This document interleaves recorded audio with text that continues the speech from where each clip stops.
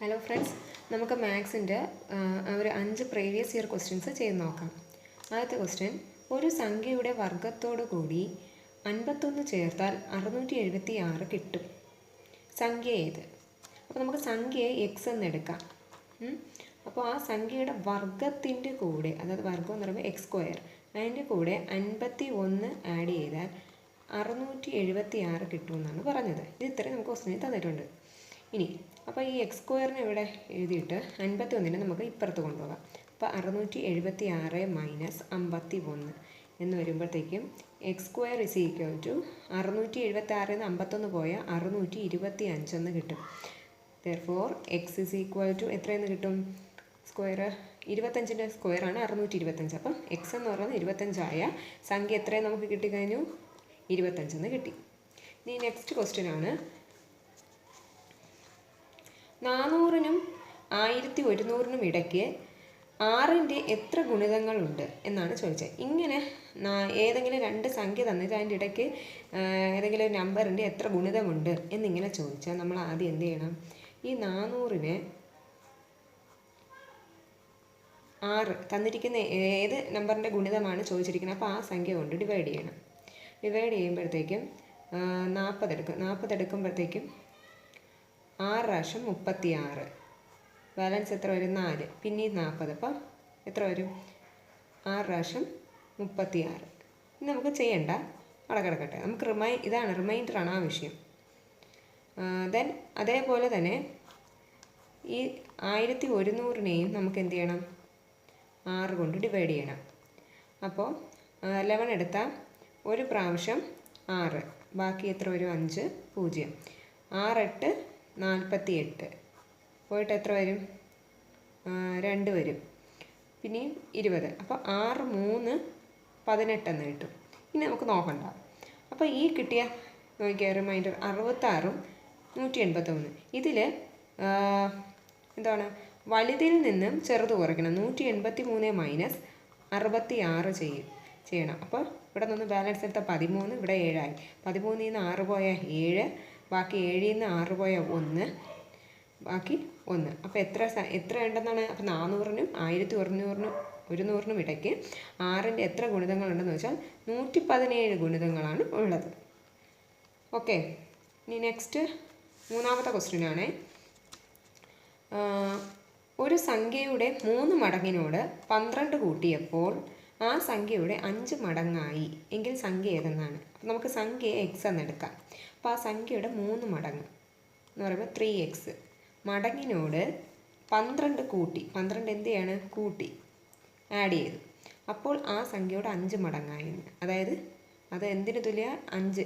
ഈ സംഖ്യയുടെ തന്നെ 5 മടങ്ങായി എന്നാണ് പറഞ്ഞത്. അപ്പോൾ ഇങ്ങനെയാണ് എഴുതേണ്ടത്.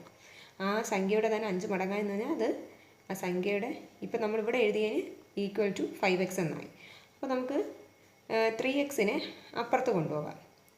12 equal to 5x minus 3x എന്നാവും. അപ്പോൾ എന്തായി?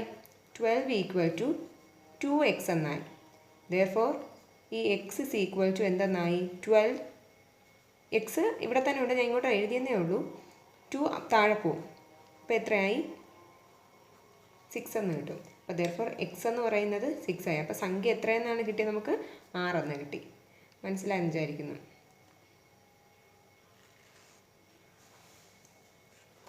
ഓക്കെ, നെക്സ്റ്റ് നാലാമത്തെ ക്വസ്റ്റ്യൻ ആണ്, ഒരു സംഖ്യയുടെ 9 മടങ്ങിനോട് 9 കൂട്ടി 9 കൊണ്ട് ഹരിച്ചാൽ 9 കിട്ടുമെങ്കിൽ സംഖ്യ ഏതെന്നാണ്. അപ്പോൾ നമുക്ക് സംഖ്യയെ നമുക്ക് എക്സ് എന്നെടുക്കാം. സംഖ്യ നമുക്ക് എന്തെന്നെടുക്കാം? എക്സ്. ഇനി ആ എക്സ് ആ സംഖ്യയുടെ കൂടെ സംഖ്യയുടെ 9 മടങ്ങിനോട്, അതായത് 9x എന്ന് വരും, അതിനോട് 9 കൂട്ടി. ഇനി എന്തിനാ പറഞ്ഞിരിക്കുന്നത്? 9 കൊണ്ട് ഹരിക്കണമെന്ന്. 9 കൊണ്ട് ഹരിച്ചു. അപ്പോൾ നമുക്ക് എന്ത് കിട്ടി? 9 തന്നെ കിട്ടിയെന്നാണ് പറയുന്നത്. അപ്പോൾ ഓക്കെ, നമുക്ക് 9x + 9 എന്ന് എഴുതി. ഈ 9 നമുക്ക് ഇവിടെ കൊണ്ടുപോകാം. അപ്പം 9 × 9 ആവും. ഓക്കെ, അപ്പോൾ 9x + 9 ഈക്വൽ ടു എന്തെന്ന് വരും? 81 എന്ന് വരും. ഇനി ഈ 9x ഇസ് ഈക്വൽ ടു 81, ഈ 9 ഇപ്പുറത്തുകൊണ്ട് 9 ആവും. ഓക്കെ, അപ്പോൾ ഇവിടെ നിന്ന് കടത്ത് നോക്കണം. അപ്പോൾ 81ൽ നിന്ന് 9 കുറച്ച് എത്രയാണ്? 2 72 എന്ന് കിട്ടും. അപ്പോൾ x is equal to 72 divided by 9 that is equal to 8. അപ്പോൾ നമുക്ക് എന്തെന്ന് കിട്ടി? ഈ എക്സ് എത്രയെന്ന് കിട്ടി? സംഖ്യയാണ് നമ്മളടുത്ത് ചോദിച്ചിരിക്കുന്നത്. സംഖ്യ എത്രയെന്ന് കിട്ടി? നമുക്ക് 8 എന്ന് കിട്ടി. ഓക്കെ, ഇനി ലാസ്റ്റ് ക്വസ്റ്റ്യൻ ആണേ.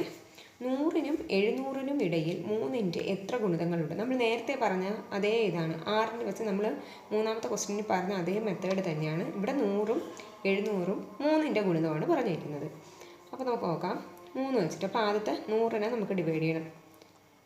3 കൊണ്ട് ഡിവൈഡ് ചെയ്യുമ്പം 3 × 3 9, ബാലൻസ് 1 0. അപ്പോൾ നമുക്ക് ഒരു വട്ടവും കൂടെ പോകും അല്ലേ? ഇനി നമുക്ക് നോക്കണ്ട. ഇനി അതുപോലെ 700നെ നമ്മൾ എന്ത് ചെയ്യണം? 3 കൊണ്ട് ഡിവൈഡ് ചെയ്യണം. അപ്പോൾ 2 പ്രാവശ്യം 6, ബാലൻസ് 1 0. ഇനി 3 വട്ടം 9, പിന്നെ വരും 10 അല്ലേ? അപ്പോൾ 3 വട്ടം 9. ഇനി നമ്മൾ നോക്കണ്ട. അപ്പോൾ നേരത്തെ പറഞ്ഞ പോലെ എന്ത് ചെയ്യണം? വലിയ സംഖ്യയിൽ നിന്നും ചെറിയ സംഖ്യ സബ്ട്രാക്ട് ചെയ്യണം, കുറയ്ക്കണം. അപ്പോൾ എന്ത് കിട്ടും? ആൻസർ കിട്ടും. അപ്പം 100നും 700നും ഇടയിൽ എത്ര ഗുണിതങ്ങളുണ്ട്? 200 ഗുണിതങ്ങളാണ് ഉള്ളത്. ഓക്കെ, 5 ക്വസ്റ്റ്യൻ കഴിഞ്ഞു. ഇനി അടുത്ത 5 ക്വസ്റ്റ്യനായിട്ട് നമുക്ക് വരാം. Thank you.